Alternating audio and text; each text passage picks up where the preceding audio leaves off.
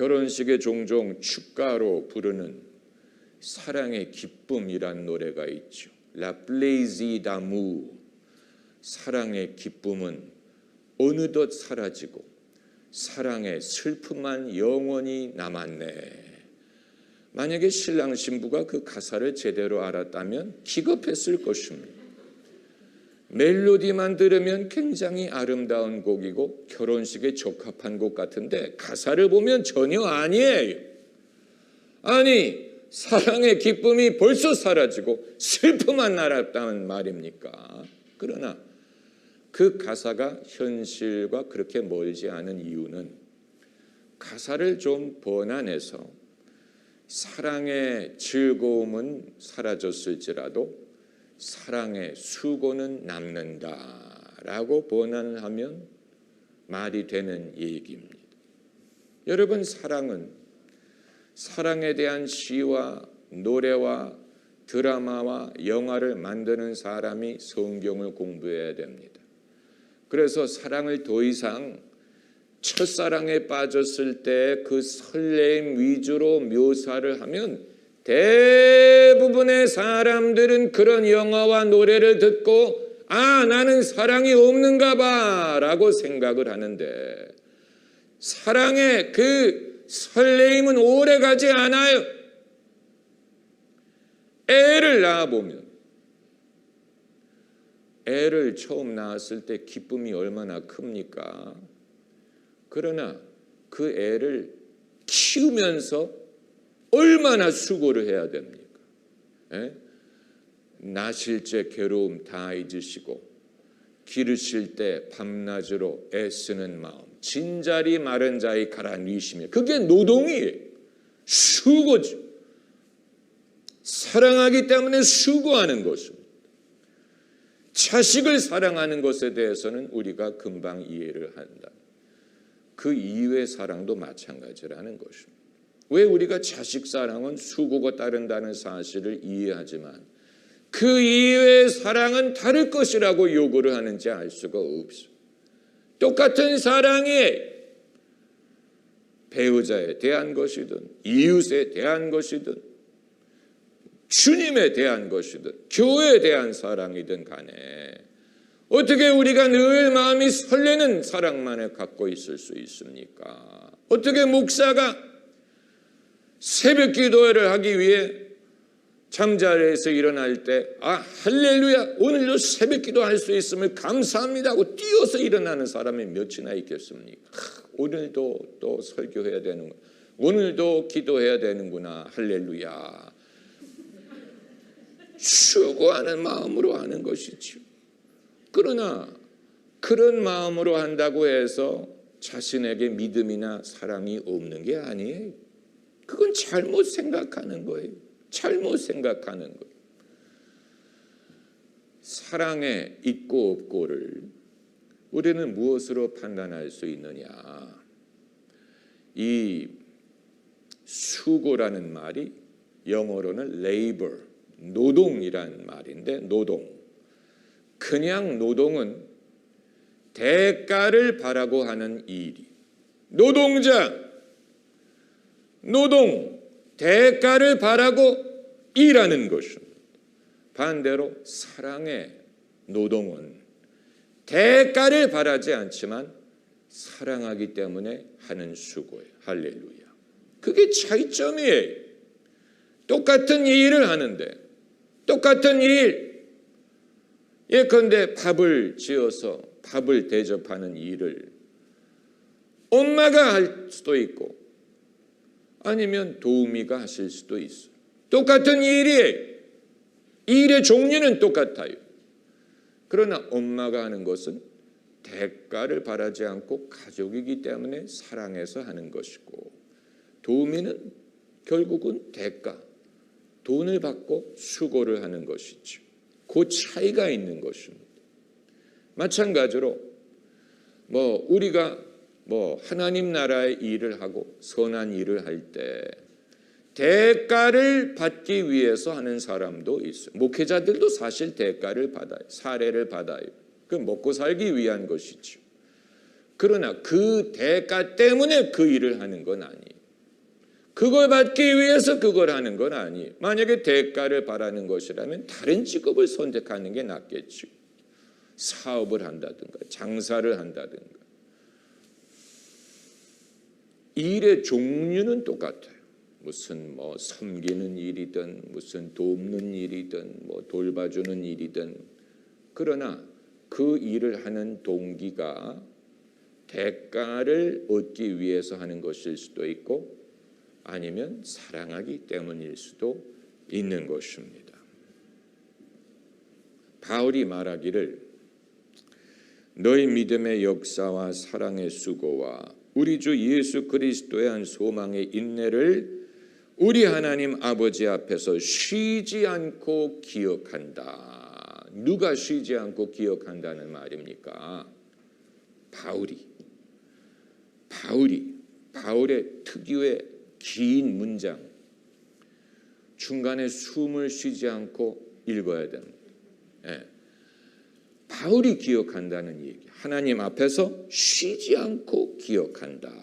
그 말은 데살로니가 성도들의 믿음과 소망을 남들은 못 알아줘도 하나님은 알아주고 바울도 알아준다는 말을 한 것입니다. 우리가 흔히 생각하기를 내가 믿음 때문에 하는 수고를 하나님만이 알아주시면 되고 사람이 그걸 알아줄 필요가 없다라고 말할 때가 많죠. 그건 절반만의 진실입니다. 예수께서 너희가 의를 행할 때 오른손이 하는 것을 왼손이 모르게 하라라고 말씀하신 게 맞아요. 골방에 들어가서 은밀한 하나님께서 너희를 보시고 상 주시니라. 사람들에게 보이기 위해 하지 말아라 라고 말씀하신 것이 옳아요. 우리가 믿음의 수고든 사랑의 수고든 사람이 알아주기를 바라고 할 수는 없어. 그럼에도 불구하고 누군가가 알아줘야 돼. 바울이 이들의 수고를 기억했다라고 말한 것을 보면 남들은 기억하지 않더라도 주의 종은 그거를 알고 언급을 하고 있는 것입니다. 내가 그것을 안다라는 말을 하고 있는 것입니다. 그것이 필요했기 때문에 이들의 믿음을 격려하기 위해 누군가 하나님의 종이 믿음이든 소망이든 사랑을 안다라고 말할 필요가 있었던 것입니다. 그게 이들에게 격려가 되는 것입니다. 우리가 데살로니가 전서에서 많은 것을 배우는데 그 중에 하나가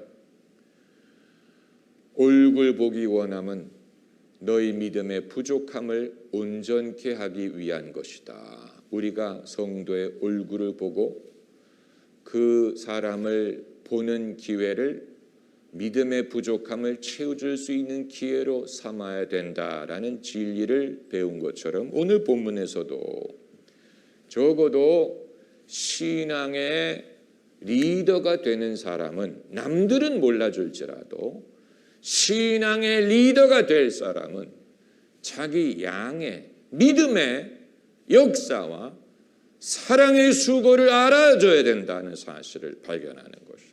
왜냐하면 아무도 안 알아주면 하나님이 알아주시고 상 주실 것이다 라고만 말하면 지치는 거예요. 사람들이 지쳐요. 우리가 이렇게 고생을 하는데 아무도 그걸 모를까 지치게 됩니다. 바울이 이들의 믿음의 부족함을 채워주고 격려하기 위해서 쉬지 않고 기억한다. 이게 이제 정확하게 어떤 뜻이고 어떤 목적으로 이 말을 하는 것인지 우리가 다 이해하지 못합니다. 저도 다 이해하지 못합니다. 바울이 어떤 의미로 하나님 앞에서 이것을 쉬지 않고 기억한다라고 말하는지 저도 다 이해하지는 못하지만 아마 기도한다는 뜻이 있는 것 같고, 그러니까 이들이 멈추지 않고 포기하지 않고 믿음으로 시작한 일을 지속할 수 있게 해주십시오. 이들이 지치지 않고 사랑의 수고를 지속할 수 있게 해주십시오 라고 기도를 해야 될 필요가 있었던 것 같습니다. 기도를 하려면 그들에게 믿음이 있고 사랑의 수고가 있다는 사실을 알아야 할 수 있는 것이 아닙니까? 여러분은 믿음의 동료들과 형제 자매를 볼 때 그분들의 믿음의 역사가 눈에 보입니까? 사랑의 수고가 느껴집니까? 만약에 느껴지지 않는다면 우리의 마음이 차갑기 때문에 그런 것입니다. 우리의 마음이 차갑기 때문에 설령 누가 나에게 수고함으로 사랑을 표현하더라도 그게 양에 차지 않을 수도 있어요. 사랑한다면 말을 해야지. 사랑합니다. 좀 말을 해줘야지. 그런 말은 하지 않고 수고만 한다? 나는 그것으로 만족할 수 없다라고 생각을 하는지도 몰라요. 우리의 마음이 차가워진 것이죠. 그리고 아마 아무도 나를 사랑하지 않는다라고 생각할 수도 있어요. 나는 그렇게 사람에게 사랑을 받는 그런 존재가 아니야. 이렇게 생각한다면 누가 나에게 수고를 하더라도 그게 사랑으로 느껴지지 않을 거예요. 이 최근에 국내에 소개된 찬양곡 중에 제가 생각하기에 가장 성경적이고 가장 힐링이 되는 곡은 당신은 사랑받기 위해 태어났다라는 곡이라고 생각합니다. 왜냐하면 세상의 대부분의 사람들은 자기가 사랑받고 있다는 사실을 믿지 못합니다. 사람이 제일 먼저 잃어버리는 신앙은 사랑받고 있다는 사실을. 왜냐하면 상처를 받고 실망을 하면 제일 먼저 문 밖으로 달아나는 것이 사랑에 대한 확신.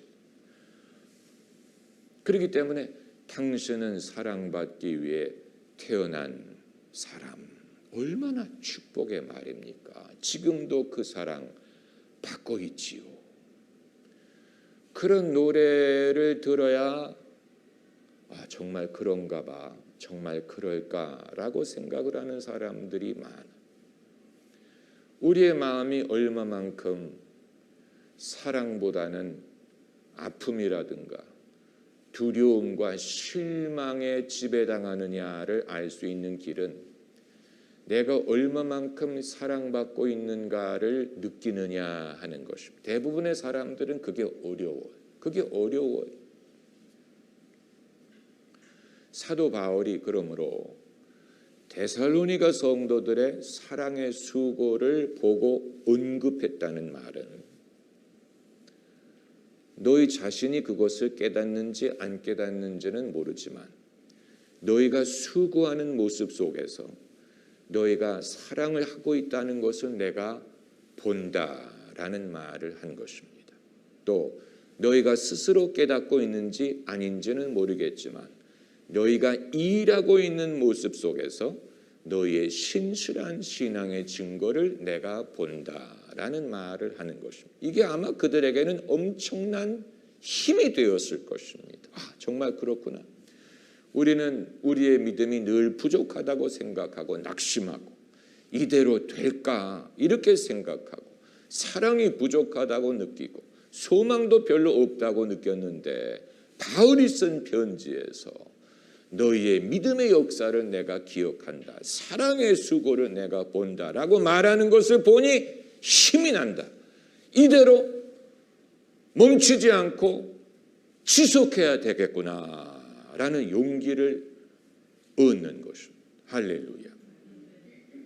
여러분, 우리는 서로를 탓하는 버릇, 비판하고 부족한 면, 믿음의 부족한 면, 사랑의 부족한 면을 지적하기보다는 겨자씨만큼 작을지라도 당신에게 이런 신실한 믿음이 있는 걸 내가 압니다. 내가 느낍니다. 하나님이 보실 것입니다. 그리고 당신이 사랑하지 않는다면 이런 수고를 하지 않을 것을 내가 압니다. 당신은 지금 사랑을 실천하고 있습니다. 낙심하지 말고 멈추지 말고 지속하십시오. 이렇게 할 수 있다면 엄청난 용기가 될 것입니다. 아마 가족 간에도 마찬가지일 거예요. 우리가 제일 사랑에 대해서 인색하게 대하는 사람들이 가족이죠. 가족. 그럴 때 여러분이 한번 말씀을 해보세요. 당신이 말로 사랑한다고 안 한 지 벌써 수십 년이 됐지만 당신이 나와 가족을 위해서 수고하는 것을 보니 거기에서 나는 당신의 사랑을 발견합니다. 한번 그렇게 말씀해 보세요. 아마 여러분을 대하는 방법이 달라질 거예요. 왜냐하면 본인도 거기에 대해서 의구심을 갖고 있었거든.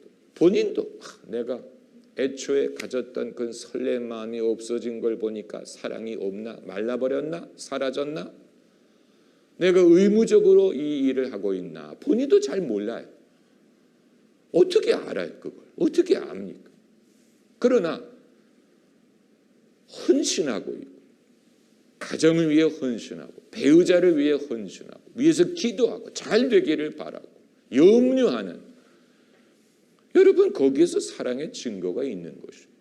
할렐루야. 그걸 보면 사랑이 죽지 않고 살아있다는 증거가 되는 것입니다. 그 이상으로 뭐를 바랍니까? 여러분 우리는 바울이 하나님의 사람이었기 때문에 자기의 양들의 상황을 바로 볼 수가 있었던 거예요. 이 양들이 2년밖에 안 됐는데 이들에게 벌써 사랑의 일을 하네, 사랑의 수고를 하네, 소망의 인내를 하네. 그걸 감사하게 여기고 하나님 앞에서 쉬지 않고 기도할 수가 있었던 것입니다. 할렐루야.